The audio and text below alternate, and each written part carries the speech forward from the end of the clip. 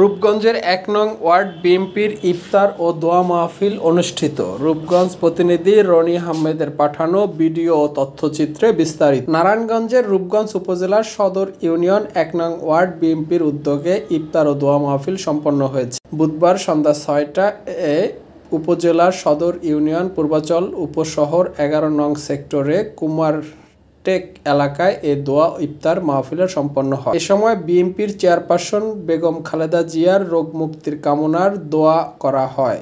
Union বিএনপির ত্রাণ ও পুনর্বাসন বিষয়ক সম্পাদক মোহাম্মদ মোমেন মিয়ার আয়োজনে রূপগঞ্জ ইউনিয়ন বিএনপির সভাপতি মোহাম্মদ হাবিবুর রহমান বাবু, ব্যান্ডের সভাপতি মোহাম্মদ প্রধান অতিথি হিসাবে উপস্থিত ছিলেন রূপগঞ্জ থানা বিএনপির সাধারণ সম্পাদক হাজী বাছির উদ্দিন বাচ্চু। বিশেষ অতিথি হিসেবে উপস্থিত ছিলেন রূপগঞ্জ থানা বিএনপির মোহাম্মদ নুর নবী ভূঁইয়া, রূপগঞ্জ ইউনিয়ন বিএনপির মোহাম্মদ জিন্নাত আলী, রূপগঞ্জ থানা বিএনপির মোহাম্মদ শামীম ভূঁইয়া, রূপগঞ্জ থানা বিএনপির মোহাম্মদ মোশাররফ মোল্লা, যুবদল নেতা সালাউদ্দিন খান। নারায়ণগঞ্জ ৫ই মার্চ আমাদের রূপগঞ্জ ইউনিয়নের ১ নং ওয়ার্ড বিএনপির ইফতার মাহফিলের আয়োজন উপলক্ষে সবাইকে আমন্ত্রিত করেছে এবং স্বতঃস্ফূর্তভাবে আমাদের নেতাকর্মীরা উপস্থিত হয়েছে।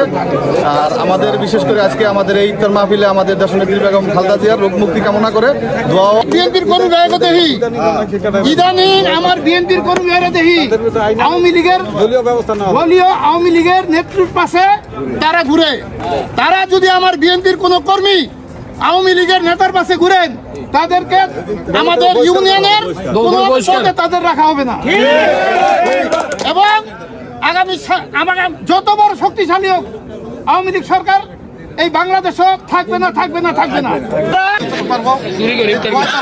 আমাদেরকে দেখায় আল্লাহর মেহরবানি, এই স্বৈরাচারী অত্যাচারী সরকারের পতন ঘটেছে এবং অচিরেই বিএনপি সরকার ক্ষমতায় আসবে।